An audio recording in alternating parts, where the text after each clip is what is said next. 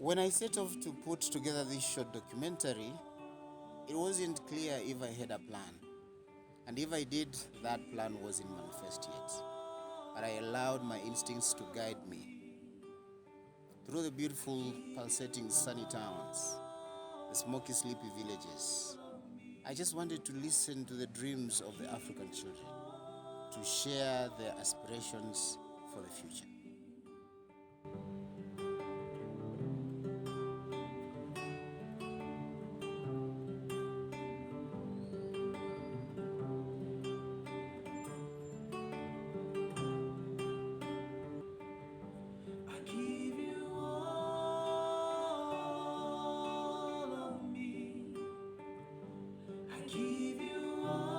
In the villages of Saiwa, somewhere deep down in Cherengani, I catch up with Mike and his cousins cutting the swamp grass for their livestock. So, what are you doing here? I came here to cut some grass so that I can feed it to the cows and my sheep. Where have you been cutting the grass? There. Like there. Is it easy to cut the grass? Not really. It's not easy. How difficult it is? What do you have to do to get the grass? You have to have strength. Okay. Be careful with the cutter. And be careful when you're stepping on the water. All right. Do you like cutting the grass for the cows? Yeah? Is it a good thing? Yeah, it's a good thing. It helps you get milk and sell it and you get money. So, what's your name? Tracy. And Tracy, what are you doing here? I'm just searching for grass.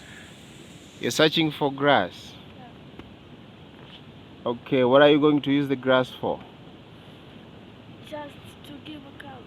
To give the cows. Grow up. Who do you want to become when you grow up? A doctor. A doctor. What else are you doing at home now that you're not going to school? I'm taking care of the cows, bringing it to the river to eat some grass, and then at 1 o'clock, I'm gonna take it home and then come back and cut some grass. Do you want to go back to school? Yeah. You want to go back to school? Yeah, so that I can learn new things. What do you want to be when you grow up? I want to be an engineer. Engineer? Yeah. Wow. Congratulations to both of you. You are doing a great job. Okay? Yeah, thank You're you. good kids, all right? So, when I was recording this, I decided to give them a hand, just how I feel of the weight of the grass and the kind of work that they do. It is not an easy job. And children of Africa are doing this every day, searching for firewood, getting grass for their cow, going to fetch water, and everything else, just growing up to become responsible adults, But different challenges, many challenges that face the African child. Taking care of the livestock is their preoccupation now that schools are closed due to COVID-19. But they enjoy it. I mean, given that they are going to get milk out of the cows and even sell some of the milk to get money, many children in this area of Saiwa in Cherengani, Trans Nzoia County in Kenya come to the swamp to cut the grass for the animals. The swamp is not an entirely safe environment, but they have no choice.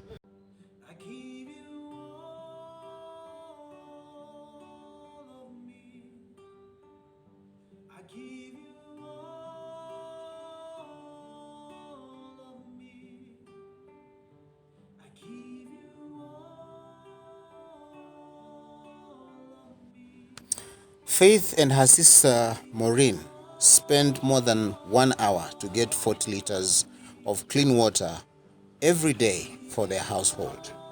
783 million people have no access to clean water.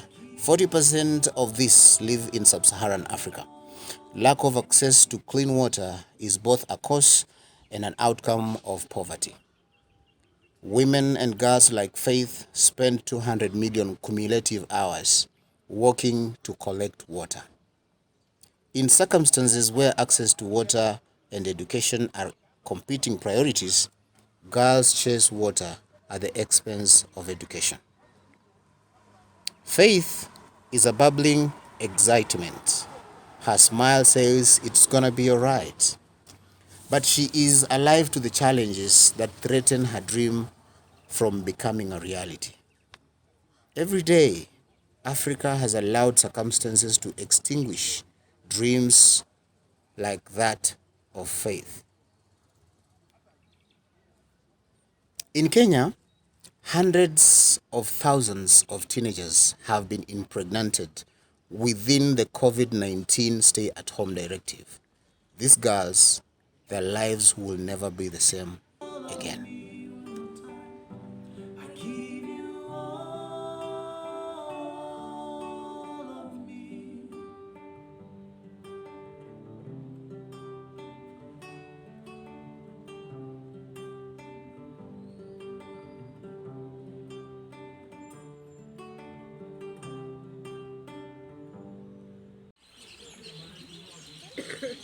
Kwa majina ni Faith Atieno Mwaniki, na mimi ni mwanafunzi katika shule ya wasichana ya Immaculate. Na mimi kama mimi mwenyewe binafsi napenda kutumia wakati wangu sana kwa kuimba. Juu nimegundua hiyo ni kama ni talanta yangu. And my favorite subject in school is maths. My dream is to be a doctor. Do you feel that girls of your age have challenges that they face growing up? And what will that be? One of them is early marriages. Okay. Some girls are forced to drop out of school because their parents want them to be married off so that they can get rich. Apart from that, some girls also face violence at home. There are some girls who they dream to be what they want, but they have not happened because of some 2-3 issues. Let's say, for example, the lack of support. Yes. And maybe let's say your parents never want you to become that person that you want to be. Okay. So it really demoralizes your esteem. Do you have fears that probably you might not become the doctor that you want to become for some reasons? Sometimes I think so. What might hinder you from becoming a doctor? Because of some pressure here and there. You don't have not enough time to study because of 4 years and then. From home?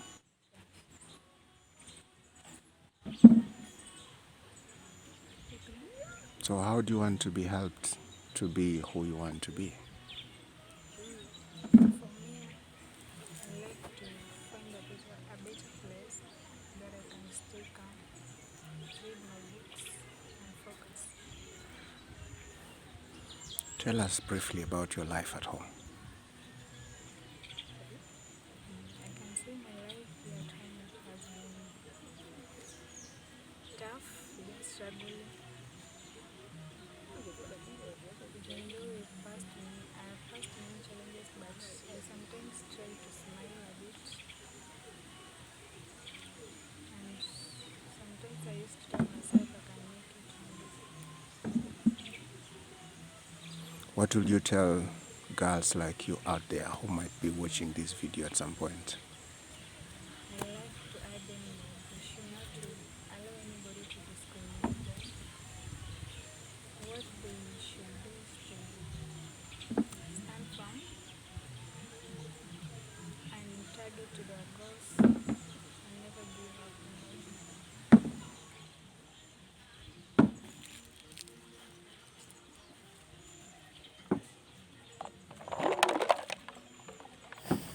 Faith's sister has 2 kids and she is a single mom. Sometimes she is worried about the life of her kids in the future. What kind of life they are going to live.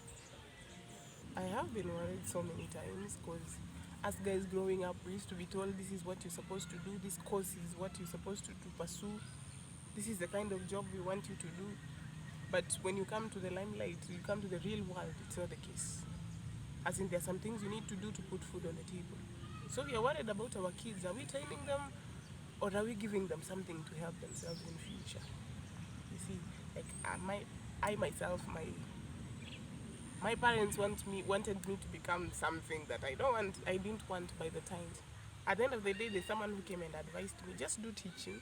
So long as it will put food on the table, that's fine.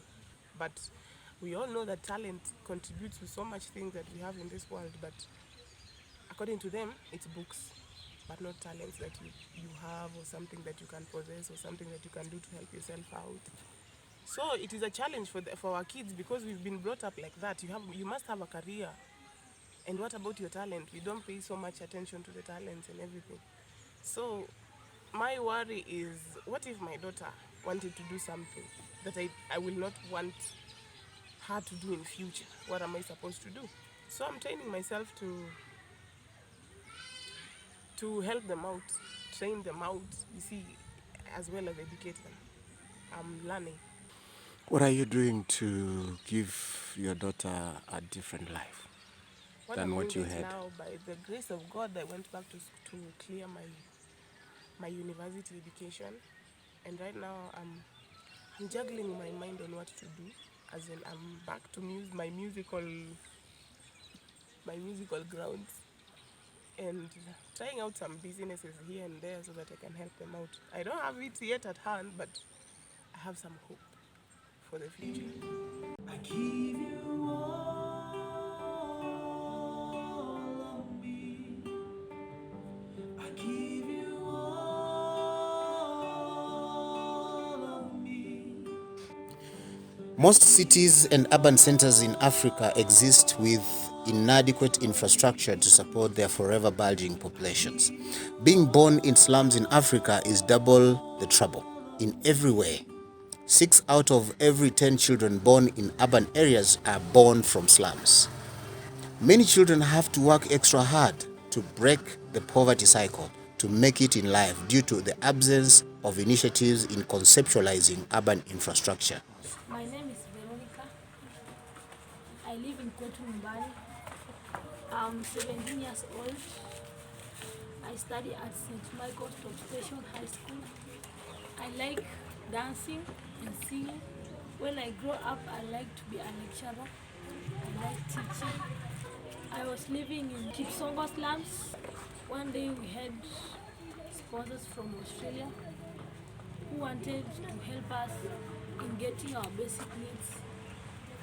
So they brought us to go to Mumbai so as to give us more support in getting our basic needs and other more needs. My father and mother migrated to Loba and the rest of my family members. On 16th of this month, we'll be celebrating the Day of the African Child. And do you think there are challenges that African children are facing? Yes.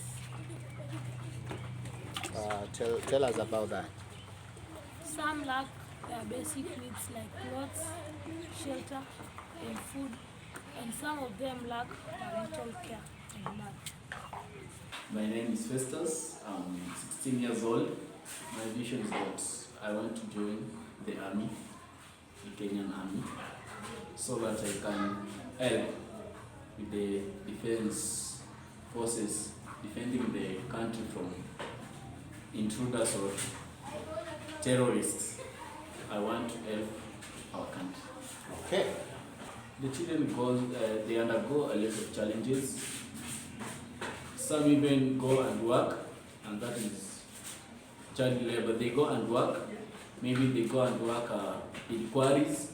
Some go and work in in car wash, some go and work as maids in people's houses so that they can earn a living or they can get food. And also some kids, maybe because of one problem or another, they end up being mistreated. For example, a child can be forced by their parents. For example, their parents, they are unable to provide, let's say, the child's needs. They can force the child to go and sleep maybe with some people so that she can get the money to give to the parents so that they can provide for all the needs. I like playing keyboard. You have a keyboard here? Yeah, we have a keyboard. Awesome. So Done so much for me that I cannot tell it all.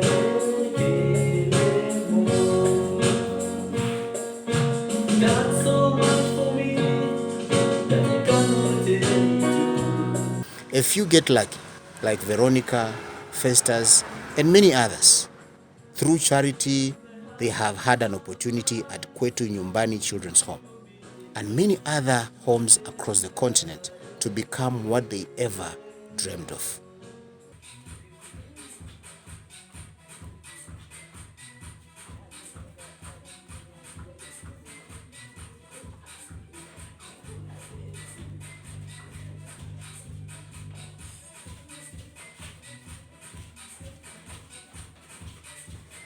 I had a word with the director of Kwetu Nyumbani Children's Home. This is what he had to say. My name is James Ngatia. I'm the director at Kwetu Nyumbani Children's Home.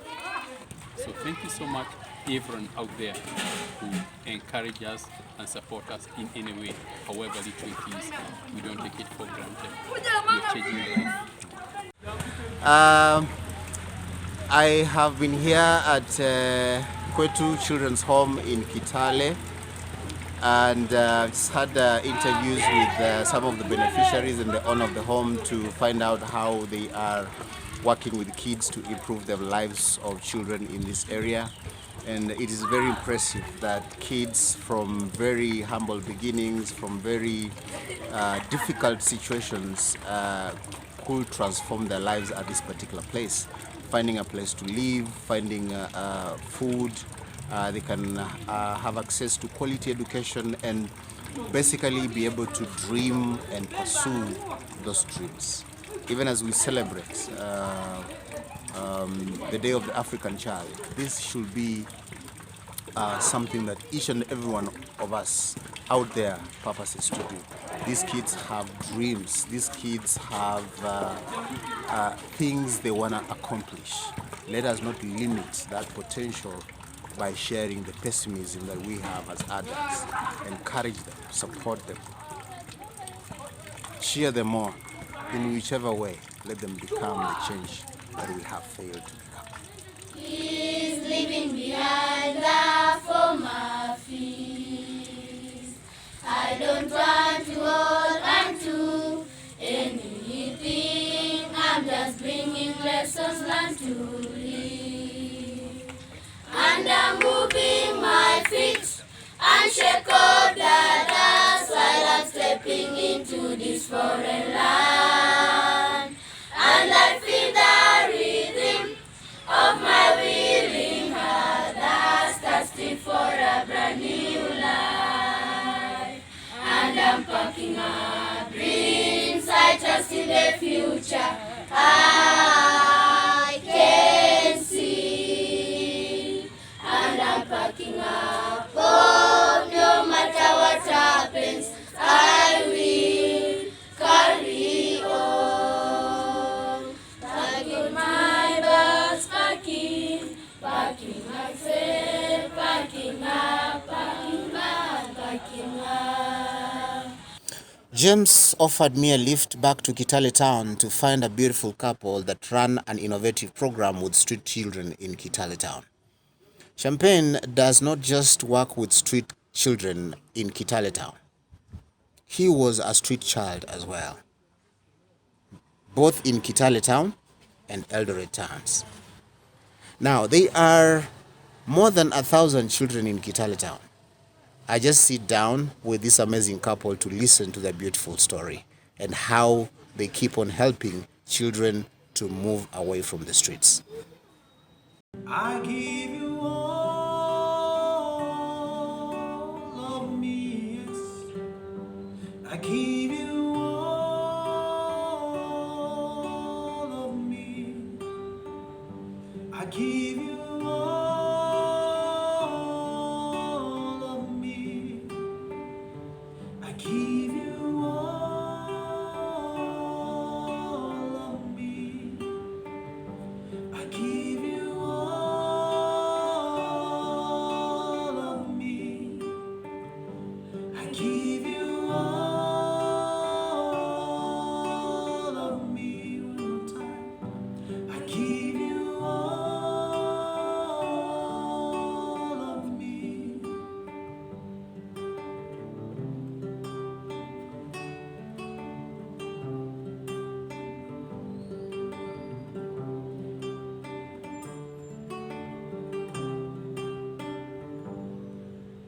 My name is Champagne Manasseh, and the organization that we're working for, I am working for Revolving Art Organization as the director of the organization that has been for the last 4 years doing rescue, rehabilitation and reintegration of children who are living in the streets of Kitale. Yes. My name is Sally Emily. I'm the head of programs for Government.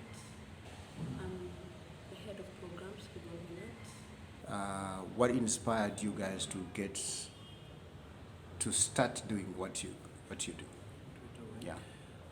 Personally, I have my early years of life, I lived in the streets. I was rescued, I was taken in a home, I was fed, I was clothed, I was educated. Far much more important, I got the opportunity to meet Christ at a very young age.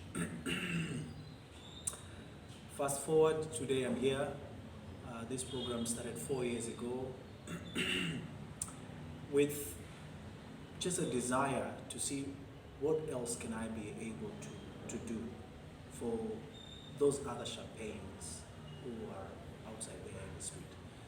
But what do I have? And I said, yes, I am a gifted young man who has music, I'm educated, I have a bit of some resources, I have a bit of some networks and opportunity that I could be able to share with these children. So, and these children were in the street and I could meet them daily.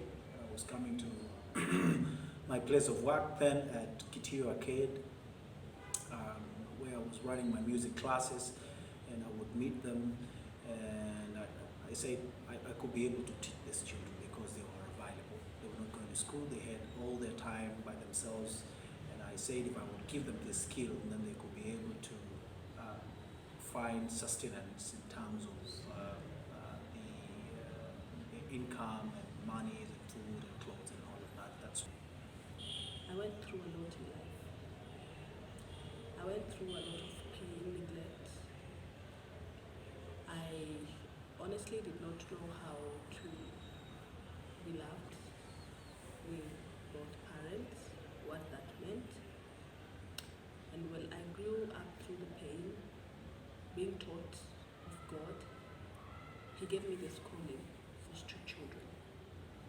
The same children who are facing exactly what I went through as a young girl while I was growing up, even in my adulthood. And I took up the calling because I understand and I know what it means to lack clothes. I know what it means to be neglected, to be felt ashamed of when you're young and what that can do to your future. Give me a picture of what these kids go through. yeah, really for the last 4 years, and even particularly even in this season of COVID-19, the streets have been a bit different. One, our children are being exposed to very extreme situations when everybody else is locking themselves inside and they are taking care of themselves. When everybody is going into supermarket and buying in bulk and trying to secure their days quarantined, these children are outside. Not only that, the western region, this other part here, has been affected by a lot of floods. There's a lot of also hunger because most people who are being affected are small families, who are not running big businesses. So children who belong to these families find themselves in town, and it's been something that is overwhelming for us of late, really, in the streets. All organizations that are working in line with children who are living in the streets are being sponsored by American people or either international communities from Ukraine and all of that. And right now we do not have them doing that, of course, because of the pandemic that's been there. And the whole world right now is going through a crisis, and particularly in the US, where we have now these protests that is ongoing, and they are affected economically. Now everybody has backed off from this work. And for me, this is my home. I was born here in Manchalala. These are my brothers. I actually have relatives who are in the street. I feel I'm obligated, not with so much, not with so little, but just give what I have. We're looking at different issues affecting the African child, and we want to celebrate some of the positive things that the African child can be able to present. And having interviewed a few of them, I really have come close to raw ambition in terms of where they want to go, what they want to become. It's inspiring. Maybe in your own opinion, what would you say to the world, even as we celebrate the Day of the African Child? Well, as we celebrate the Day of an African Child, I want to celebrate all the children who are out there, who were born and then were found to be part of this environment that we live in. I want to speak to the world out there that these children matter. Whether you are living with your children in high-end houses or households, whether the lowest children who probably live under the gutters, all children matter, and their future is as important as a child of a president's future is. And therefore, I'm calling upon every person who is on policy, every person who are supposed to directly be impacting the lives of these children, to come on board and support and help, especially those who are coming from households who live below $1 a day, to support them, because we understand that seasons are tough. And indeed, even when the seasons are tough, God blesses us in different capacities. There are those who have it, there are those who are mid-range, and there are those who are poor. And of course, He said in His word, the poor shall never depart from our midst as long as we live. And therefore, wherever we are, let's be considerate to children who do not have access to basic needs. For we have a responsibility to give them a life and to show them the way as elders and tell them this is the way we will take. Then if we don't, we will be breeding a society of children who are unruly, children who are lawless, who do not know what to do. They can do anything and break the law. And that's not the society that we want to see. And that's why we want to stand together on the Day of an African Child and speak the same voice and say that all children matter. Happy birthday to every child who is born with a dark skin. I just want to tell them wherever they are that they are special. And every child ought to know that they are all that the world wants and deserves. I mean, they have it all. And whether rich, whether poor, let him or her know that we really celebrate them, really for sure. And my invitation to every person who will watch this clip and this video is, I'm a guitarist, and I'm doing something with my music for these children. You could be seated somewhere with something that you have. Can you pass it on to these children? So we invite you really to come. You could bring a skill, you could bring a shoe, you could bring food, you could bring whatever. You could bring education, which is very important. You could bring health. Whatever you can, just take it along and touch the life of an African child. I think time has really come where we have to stand for ourselves, for these children, for our brothers and our sisters. God bless you.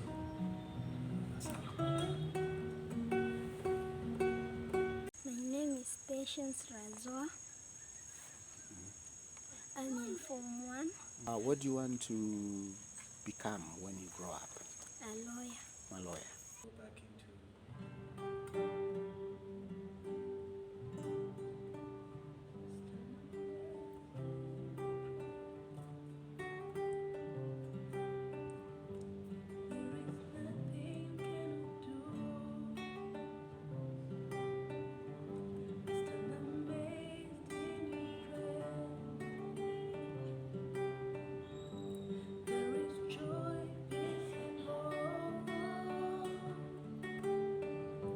stand amazed in your presence. There is nothing you cannot do. Approximately 57 million primary school age children are out of school globally. Over a half of this number are from sub-Saharan Africa. And of course, in my previous conversation with young people across Africa, we have a policy that has given free primary, free basic education to African children. Faith, Veronica, Patience, and many others, Michael, Festus, and Champagne, will be among the many who, due to various reasons, will never step in a classroom and access education. For these children, these beautiful souls, to become who they wish to become, deliberate action must be taken by governments in Africa, charity organizations, the business community, individuals like me and you, and all of us must act. I can't seem to get enough of their vocals, so we do another piece. You do mighty things, you do glorious things. You're a faithful God, awesome is your name. You do mighty things, you do glorious things. You're a faithful God, awesome is your name. Declare it. You do mighty things, you do glorious things. You're a faithful God, awesome is your name. Lift him up. You do mighty things, you do glorious things. You're a faithful God, awesome is your name. Awesome is your name. Awesome is your name. Awesome is your name. This documentary wouldn't have been complete without the financial support from Bakasavi Medical Clinic in Kitale and the entire Fireplace team. Happy birthday to every child born with a black skin. This is the hope of a dream. Awesome is your name. Awesome is your name.